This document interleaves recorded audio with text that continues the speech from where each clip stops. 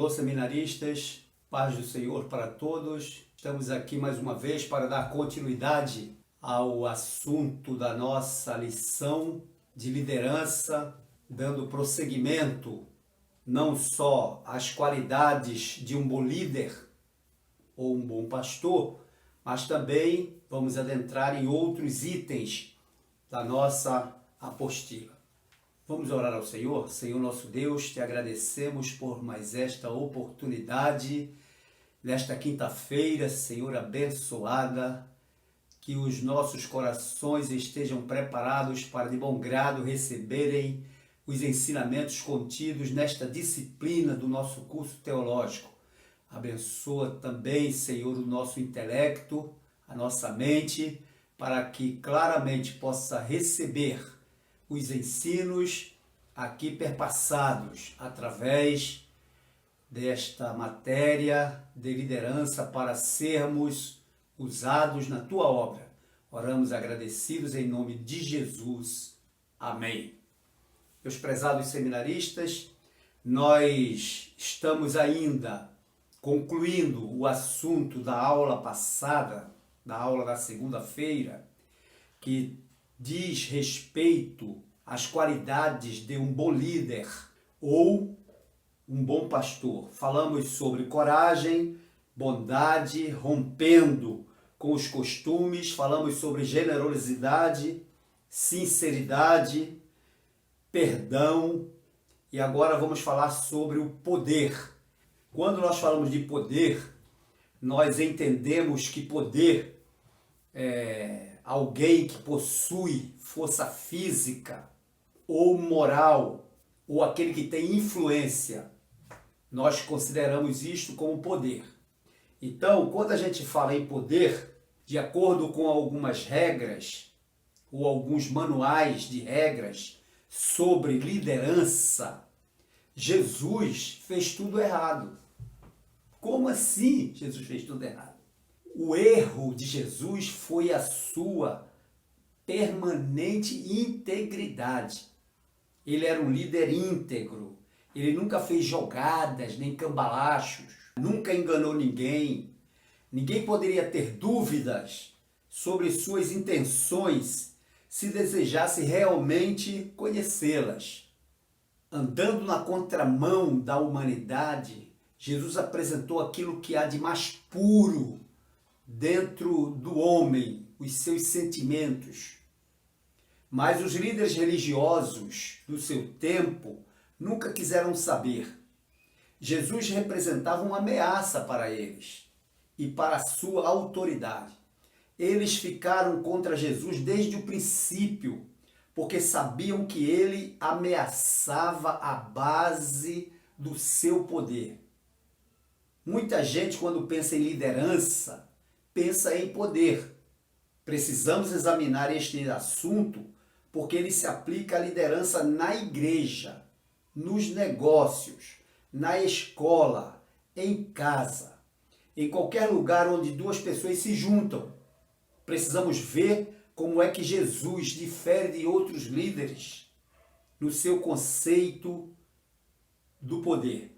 Aí, quando nós falamos de poder, nós verificamos que existem dois tipos de poder. Dois tipos de poder. No caso do estudo da liderança, a primeira espécie de poder é o poder da posição. Ou seja, o poder que a pessoa tem baseado naquela posição que ocupa.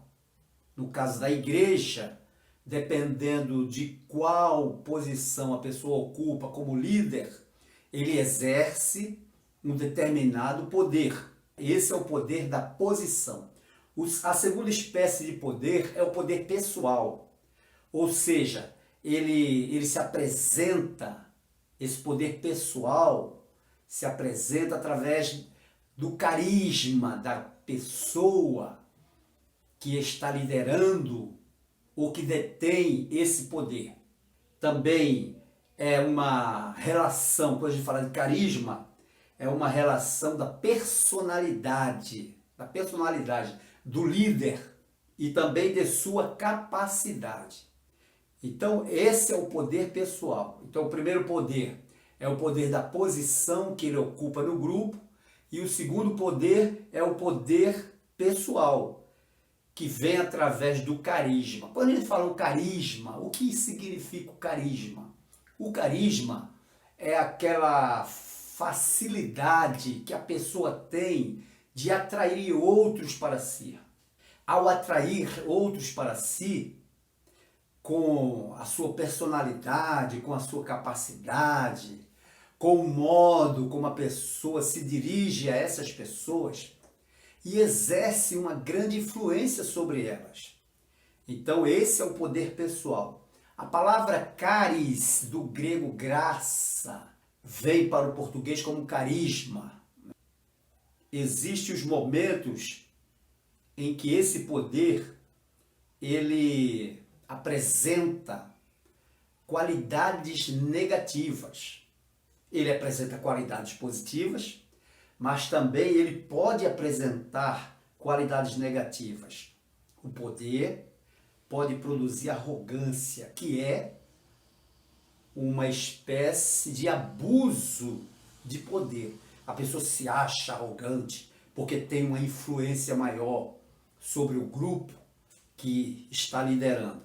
E também esse abuso de poder, ele pode usar, né, a pessoa que detém essa qualidade negativa da arrogância, que é um abuso de poder, ele usa meios para submeter os liderados. Então aí a gente já começa voltando lá para o princípio, quando a gente distingue o chefe do líder. O chefe é aquele que impõe a sua liderança por meio, muitas vezes, da arrogância, do abuso de poder. Já o líder verdadeiro, que não detém essa má qualidade da arrogância, nesse abuso de poder, ele vai atraindo as pessoas através do seu carisma, através da sua personalidade, através da sua capacidade. Por isso que quando nós estudamos a matéria passada, nós falamos que na batalha espiritual é importante que aquele que lidera a igreja, aquele que lidera o grupo, influencie, inclusive no início desta nossa matéria de liderança, vemos que ele, além de influenciar, ele muda o comportamento.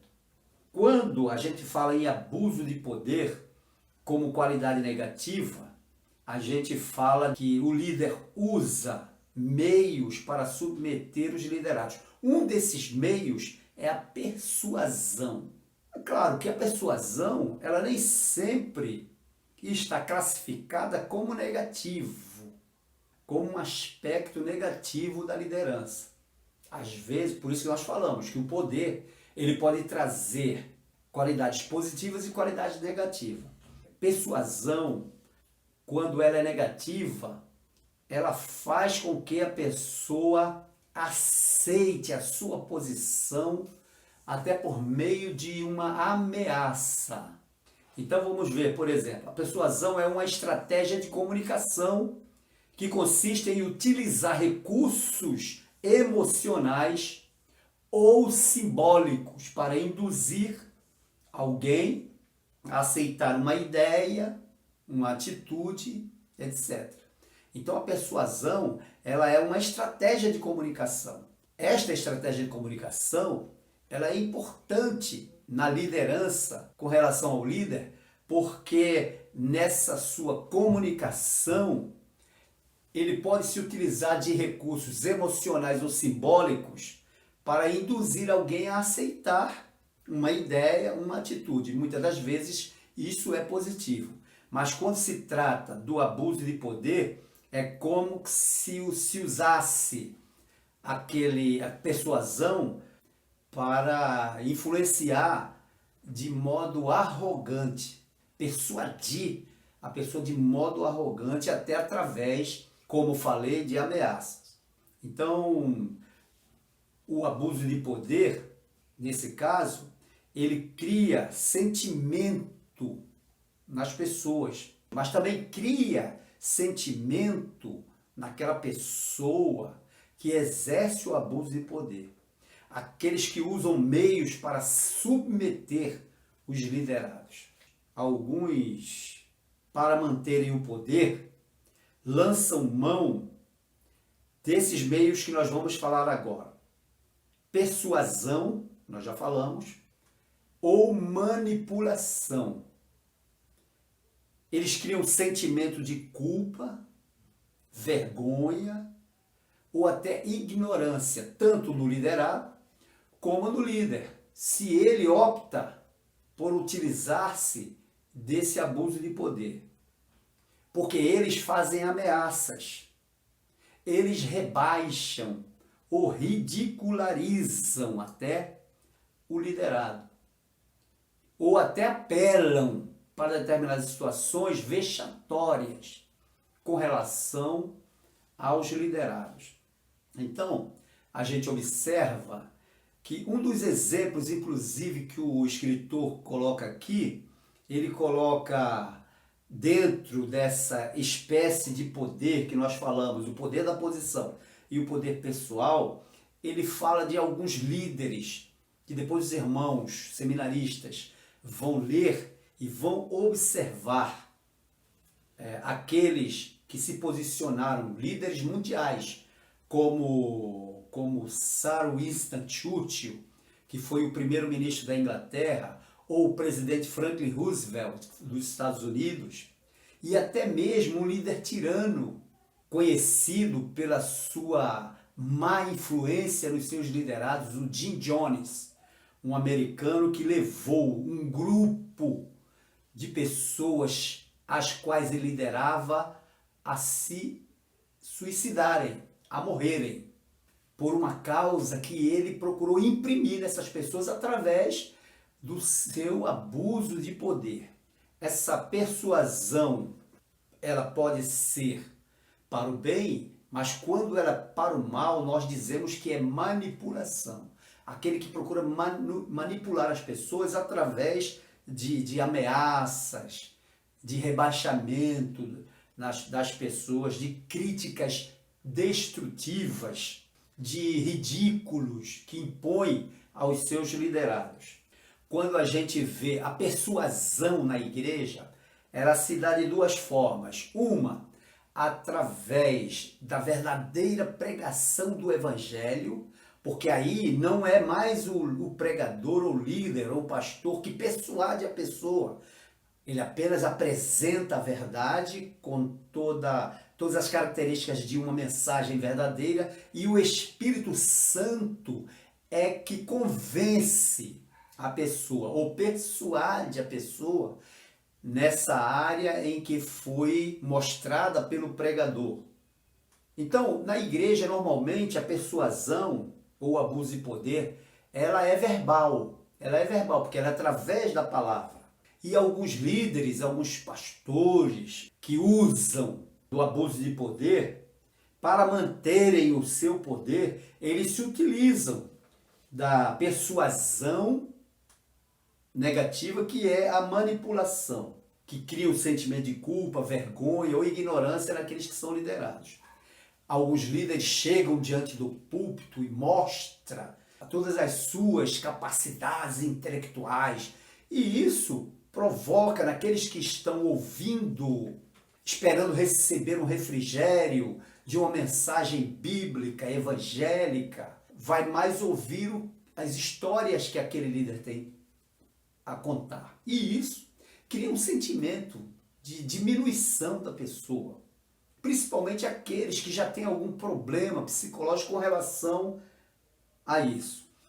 Muito bem, então aí estão, meus irmãos, o abuso de poder.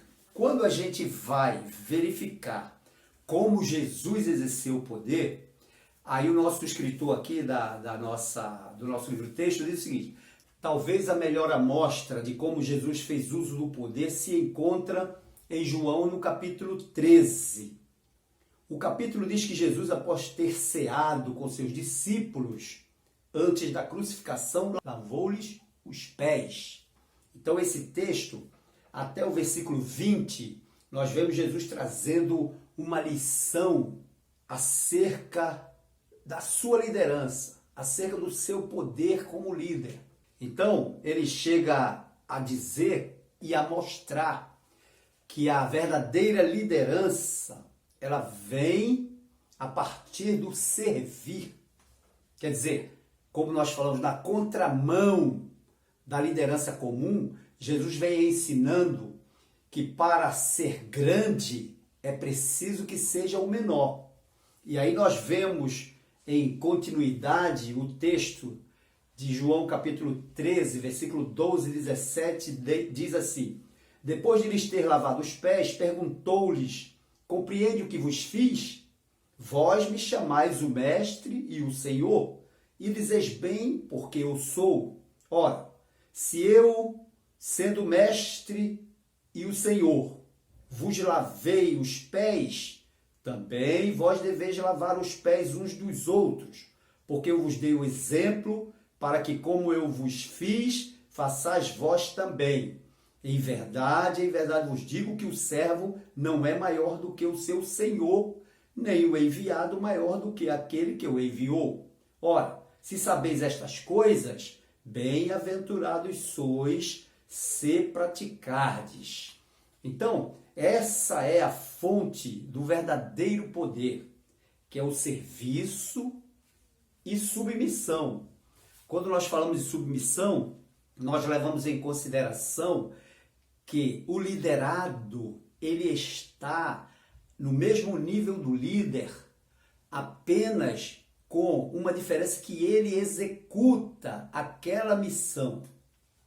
Então isso é submissão. Muitos líderes impõem o seu poder.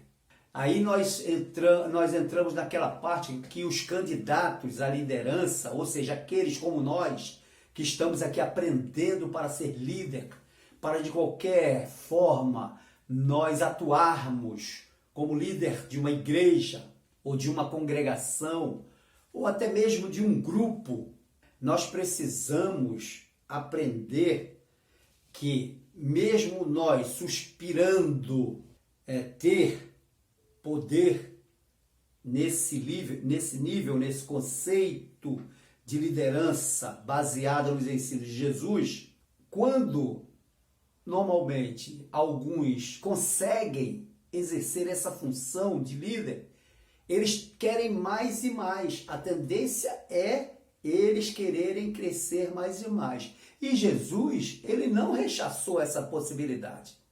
Porque a tendência da pessoa que lidera é ser chamado para um outro cargo maior, e aí ele vai sendo, dizemos assim, promovido pela sua capacidade, pelo seu bom trabalho exercido como líder de um grupo. Normalmente a pessoa começa liderando um grupo menor e depois ele é colocado num grupo maior e assim sucessivamente. O princípio de liderança número 10 diz o seguinte: é quando obedece a Deus e serve aos outros que o líder encontra seu maior poder. Então o poder do líder está exatamente atrelado à maneira como ele serve aos outros. Porque aí ele é confirmado por aqueles que são servidos pelo líder. Então, meus irmãos, quando a gente fala do abuso de poder, nós levamos em consideração que alguns líderes usam meios para submeter os liderados através de ameaças, rebaixando o seu liderado ou ridicularizando. Mas Jesus, ele deu exemplo de como exercer o poder, como nós vimos, através do servir. Conforme nós lemos em João capítulo 13, versículo 12 ao 17. Quer dizer, ele mostra ali a submissão e o serviço. Não é? Ele, como mestre e Senhor, lavar os pés aos discípulos, ele estava mostrando aos discípulos, aqueles que estavam aprendendo como ser futuramente um líder, não é? Aprovado e um líder confirmado pelos seus liderados. Nós falamos sobre servos, sobre o servir, na aula passada, e dissemos que existem tipos de servos. Nós falamos sobre o doulos, que é o escravo, falamos sobre o diácono, né? O diácono, que é um servo ou um escravo, mas nesse particular, o doulos é o escravo que não tem como se livrar da sua escravidão. Ele é um escravo que ele vive para servir obrigado. Já o diácono, ele é um escravo ou um servo, vamos dizer assim, um servo, mas é um homem livre que serve. Em muitas ocasiões aparecem no grego a palavra diáconos ou diácono para aquela pessoa que serve, mas que tem algum direito. Por exemplo, no passado, ele servia a um senhor em detrimento de arrendar alguma parte de terra daquele senhor para produzir por si mesmo. Então, é a diferença do doulos para o diáconos. Existem outros tipos de servos, como já falamos, existe o roiketes. Roiketes é o escravo ou servo que é considerado como um membro da família.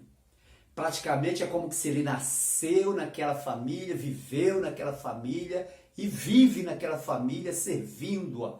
Ele não é da família, mas é como se fosse um membro da família. Tem também o hipéretes. O hipéretes é um homem ou um servo que servia numa posição subordinada, ou seja, ele tem um líder e ele é liderado por aquele líder.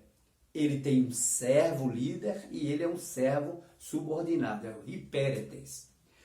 E o terapon é aquele homem livre que presta serviço voluntário, estimulado pelo dever ou pelo amor. E aí, quando a gente se refere ao apóstolo Paulo, quando ele mesmo dizia, eu sou um servo, eu sou um escravo. Davi, lá no Antigo Testamento, quando ele fala que é um servo, já lá no hebraico a palavra é ebedi, que nós já notamos na aula passada. Então, esse terapon, ele é um homem livre para serviço voluntário, estimulado pelo dever ou pelo amor. Tem uma conotação de acordo com o texto. O grego ele tem essa facilidade de fazer a pessoa entender que aquela palavra se refere àquele acontecimento dentro do texto. No caso, quando se fala de amor, né, na Bíblia, aparecem várias palavras que significam amor. Da mesma forma, servo, como nós falamos aqui. No capítulo 11 do nosso livro, nós vamos tecer aqui alguns comentários acerca desse assunto, porque é importante que o líder entenda isto, né? Falando sobre o ego. A nossa apostila fala sobre o nosso ego. E aí ele começa falando sobre o ego de Jesus. Ele diz assim, Jesus nunca pareceu aborrecido quando não era reconhecido. Geralmente evitava a publicidade e reconhecimento. Jesus sempre procurava liderar, mas de forma que os seus liderados vissem nele mansidão, gentileza, bondade, até fidelidade, eles observavam nele. Mas ele não procurava o reconhecimento, ele evitava a publicidade, mesmo sendo reconhecido. Jesus, ele apresentava esse estilo de liderança. E isto é importante nós salientarmos aqui, porque fazia parte do ego de Jesus. Então, o nosso ego, ele deve também ser, de certa forma, ele ser controlado. Numa ocasião, Filipe insistiu com Natanael para ir encontrar-se com Jesus. Quando Natanael soube de onde Jesus tinha vindo, fez esta pergunta: de Nazaré pode sair alguma coisa boa? Porque Nazaré era uma região da Galileia e aquelas regiões da Galileia, muitas delas eram regiões pobres e de que nenhum profeta tem mencionado na Bíblia de que veio daquela região, veio de Nazaré. E Jesus vem de Nazaré. Estava aquela pessoa, aquele discípulo, que mais tarde passa a ser discípulo de Jesus, ele estava menosprezando, porque ele achava que de Nazaré, da Galiléia, não tinha sido levantado nenhum líder. Mas Jesus, ele não censurou Natanael. Nessa ocasião que Filipe chama Natanael, a fama de Jesus já tinha se espalhado por aquelas terras. Mas ele não demonstrou o menor sinal de ter se ofendido por Natanael não tê-lo reconhecido. Conversou com ele e ao término da conversa, Natanael exclamou: Mestre, tu és o Filho de Deus, tu és o Rei de Israel. Isto está no versículo 49. Agora, Natanael reconhece o Senhor Jesus como o verdadeiro Filho de Deus. E aí ainda diz: tu és o Filho de Deus, tu és o Rei de Israel. Então esse reconhecimento, ele faz acerca de Jesus. Se Jesus chegasse repreendendo logo Natanael: como é que você fala assim comigo? Eu sou mestre. Talvez aquela imposição que é usada por muitos líderes, entre aspas, tivesse causado uma ruptura, uma divisão nessa relação entre mestre e discípulo. No caso, Jesus, mestre, e Natanael, discípulo. Então, vejam só. Aí nós estamos falando sobre o ego. Então, o que é ego? O homem interior, não estou falando físico, mas o homem psicológico, ele é composto de 3 elementos da personalidade, ou da sua personalidade. Então, esses 3 elementos da personalidade humana é o id, o ego e o superego. Nós precisamos saber distinguir estes 3 elementos. É claro que entre nós, por exemplo, no Conjunto Campinho, temos uma seminarista que está ouvindo essa rápida explicação, que é psicóloga, né? E, portanto, deixamos não apenas a definição ou conceito como estamos apresentando aqui, mas o que é mais profundo desse assunto ego com a nossa irmã Beatriz. Mas vamos lá. Então nós temos um dos 3 elementos da personalidade humana é o ego. Então nós falamos que os 3 elementos, 3 da personalidade humana, é o id, o ego e o superego. E eles trabalham juntos para criar comportamentos humanos complexos. Então, meus irmãos, o ego é o eu. O eu. Nós entendemos, quando falamos em ego, é o eu de cada um. Ou seja, o que caracteriza a personalidade de cada indivíduo. Isso é o ego. No caso de Jesus, por exemplo, quando nós falamos aqui, Jesus, aonde quer que ele fosse, para qualquer lugar que ele viajasse, ele não esperava bandeiras, comissões de recepção, nem honras especiais. Porque o seu ego não estava procurando satisfação que poderia advir da adoração que os outros lhe prestassem, ou pelos títulos de respeito e honraria que lhe pudessem conferir, como ele mesmo disse: eu não aceito glória que vem dos homens. Está registrado em João, capítulo 5, versículo 41. Ele veio com uma missão e uma mensagem: levar as pessoas ao Pai e não para usurpar a posição de outros. Diferentemente das autoridades religiosas, Jesus trouxe uma mensagem. Ele veio cumprir. E aí, Jesus não se usurpava. A Bíblia diz que ele não teve por usurpação ser igual a Deus. Era o ego de Jesus. Esse ego, ele não demonstrava o que muitos líderes, hoje e no passado, quiseram demonstrar. Então, o ego é o eu de cada uma pessoa.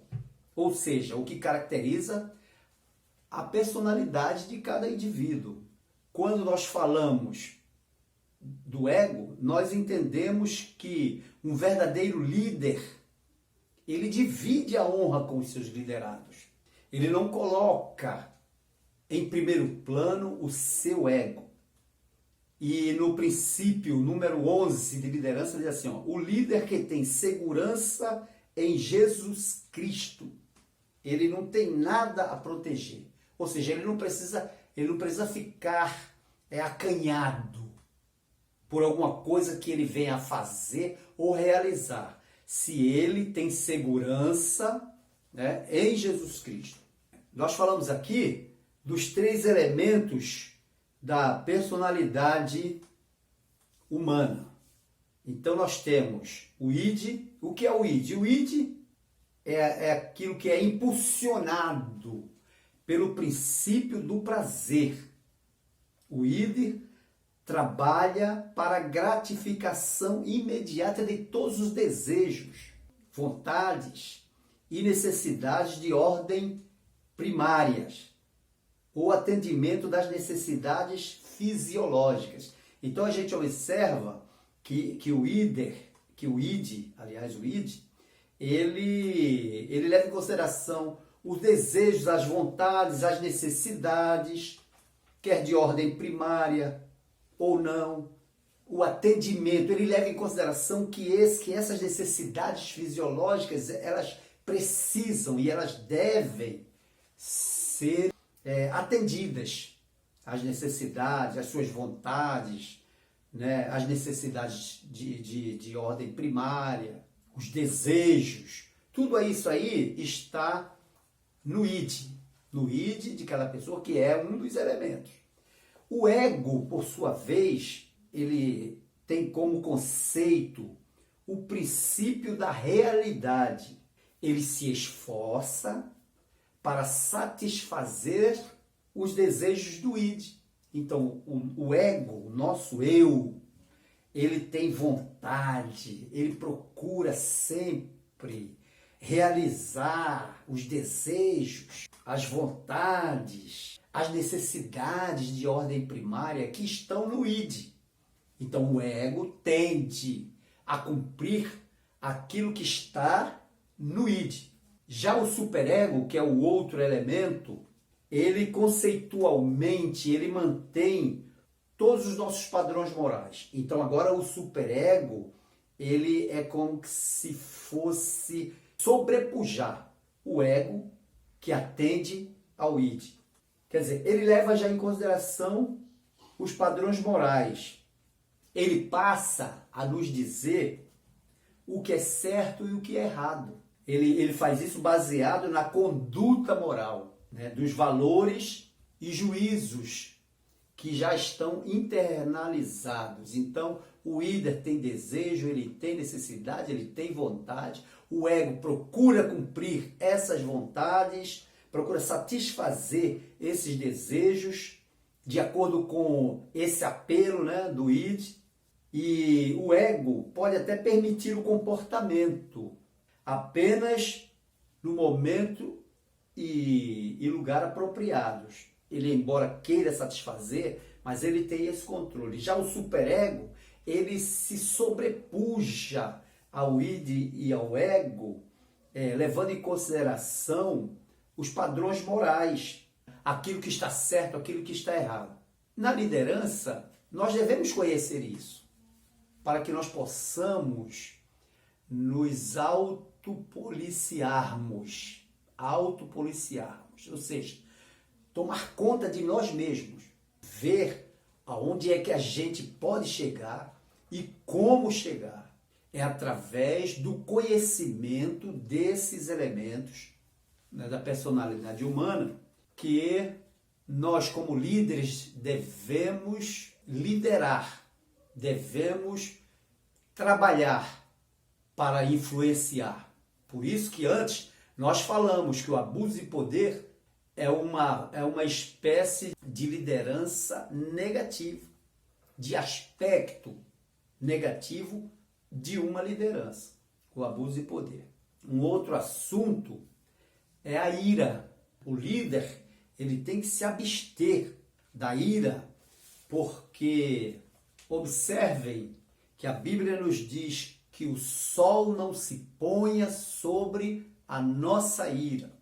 Quando diz, irai-vos e não pequeis, é para nós atentarmos para isso. Jesus, ele se irou.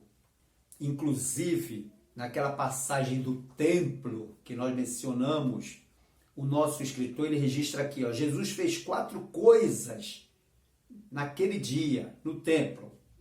Ele fez um chicote de cordas, ele enxotou os animais, ele derramou no chão o dinheiro dos cambistas e virou as mesas. E em nenhuma outra passagem do ministério de Jesus, nós o encontramos tão irado. Quer dizer, ele irou-se. Aí eu pergunto, mas ele pecou? Não. Por quê?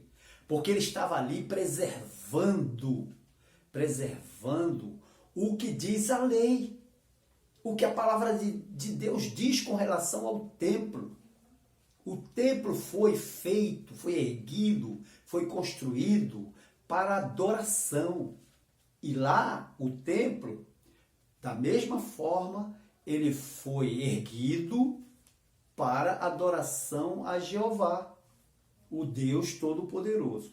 E Jesus, como Deus, ou enquanto humano, filho de Deus, ele se irou ao ver que eles haviam transformado o templo em lugar de comércio.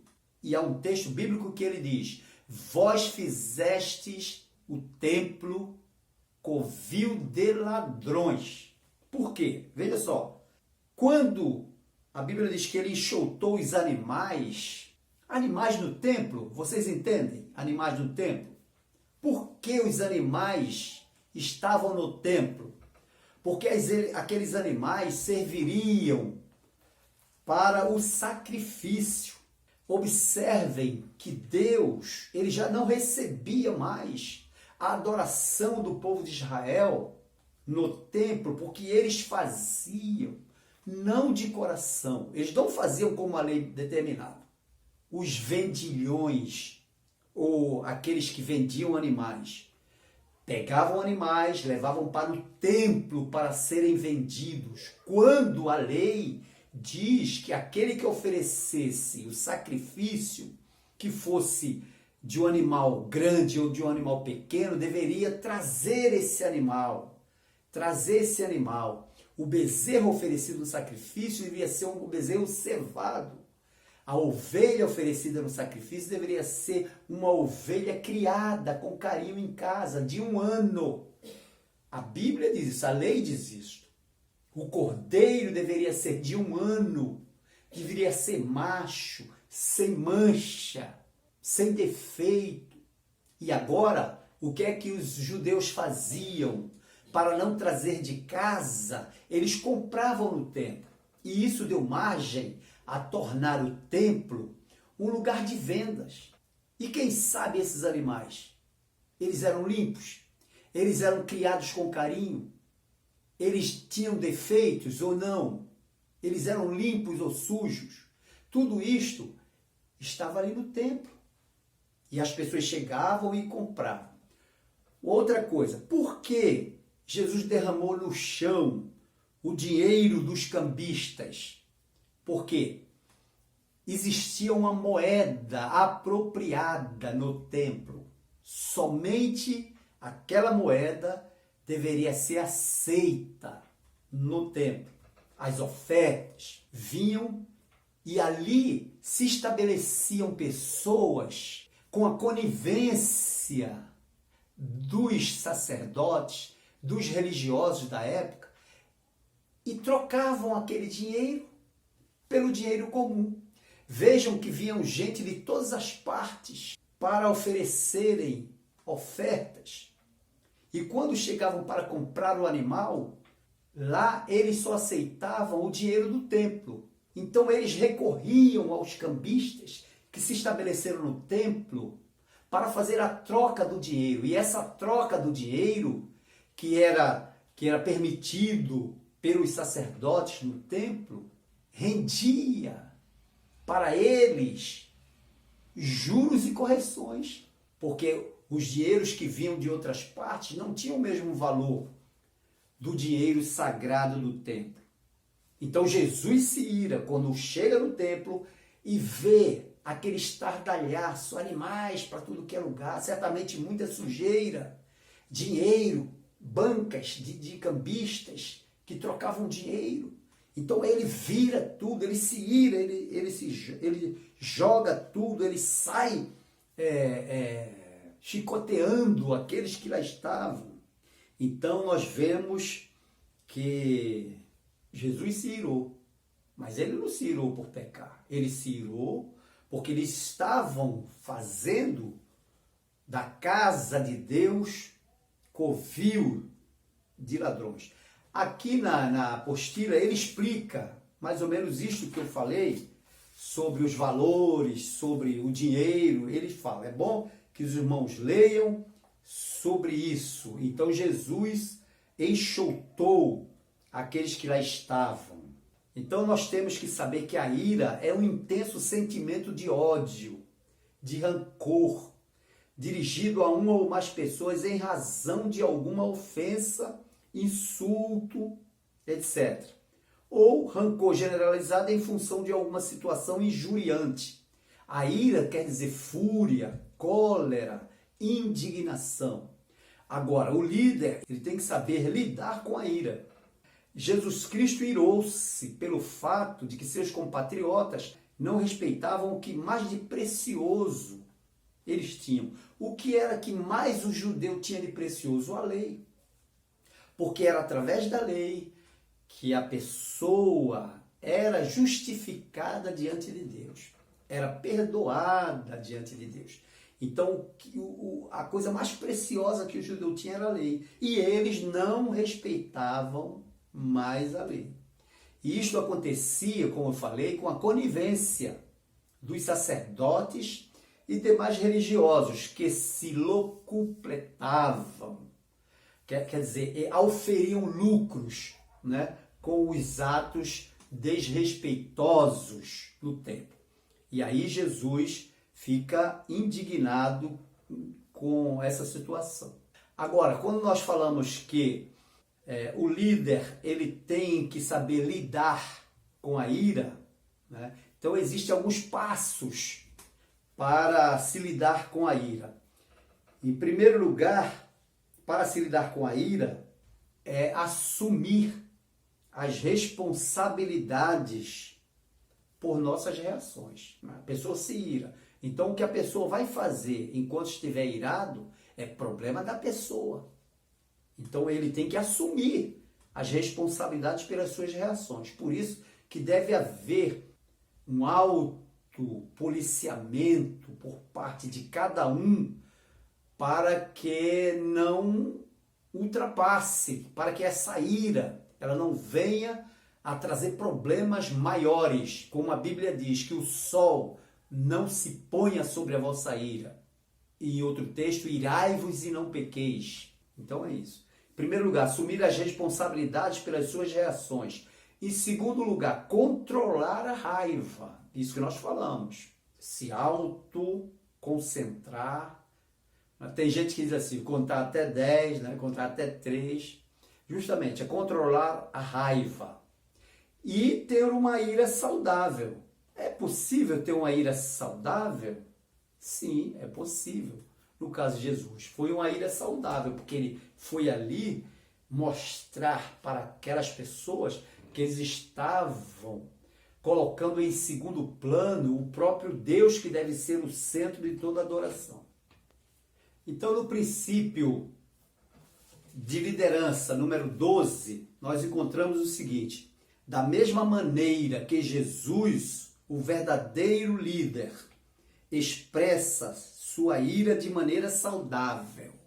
Então nós devemos também, procurar ter uma ira, mas uma ira saudável. Veja que Jesus, ele estava irado e agiu, mas controlou-se e direcionou toda a sua ira para um fim específico. Qual foi o fim? Livrar o local das coisas que profanavam o templo. Quer dizer, eles usavam animais que a gente não sabe qual a procedência, ou eles não sabiam, qual a procedência. Eles usavam o dinheiro do templo para trocar aqueles ofertantes que chegavam, cobrando usuras ou juros baseados no apoio que eles tinham dos falsos religiosos, falsos líderes. O capítulo de número 13 agora da nossa lição, ele fala sobre a busca de apoio. O líder, ele procura se apoiar. E ele se apoia em quê? E em quem? Vamos lá. Em que Jesus se apoiava? Primeiro, ele se apoiava em Deus, o Pai, em João capítulo 13, versículo 20, nós vemos isso quando ele diz: na verdade vos digo que se alguém receber o que eu enviar, me recebe a mim, e quem me recebe a mim, recebe aquele que me enviou. Então Jesus, ele se apoiava no Pai. Ele também se apoiava nas Escrituras. O que é que as Escrituras falam acerca de Jesus? Em João 5, 39, Jesus diz assim: examinai as Escrituras, porque vós cuidais ter nelas a vida eterna, e são elas que de mim testificam. Então, aí está o apoio do Senhor Jesus. Então, o líder, ele deve se apoiar em alguém ou em alguma coisa. Nós temos os nossos líderes maiores, então busquemos nos apoiar nesses líderes. Mas para nós nos apoiarmos nesses líderes, temos que nos apresentar às pessoas ou aos liderados, tendo como apoio esse líder. Por exemplo, você é designado para cuidar de um grupo, você é designado para liderar uma congregação ou uma igreja. Você sempre fará menção daquele que lhe mandou, ou daquele que lhe deu essa outorga, mostrando que você tem o completo apoio desse líder. Embora Jesus não contasse com a maioria dos seus discípulos, mas eles criam nele. Quando nós falamos em discípulo, nós falamos na aula passada, a gente tem que mentalizar o seguinte: todas as vezes que Jesus estava em algum lugar, ele estava cercado de uma multidão de discípulos, além dos 12, como nós já falamos. A crítica está por vir. Então, quando nós passamos essa informação sobre liderança, nessa preparação de líderes, esses métodos, eles são imprescindíveis para transformar. Então, ficamos por aqui, até a próxima aula, se Deus quiser, e estaremos ainda passando um questionário para vocês. Eu sei que vocês podem dizer: o professor está nos sobrecarregando, mas não é isso, é porque faz parte do programa do curso esses questionários. Que Deus abençoe e fique com todos e com suas famílias também. Amém.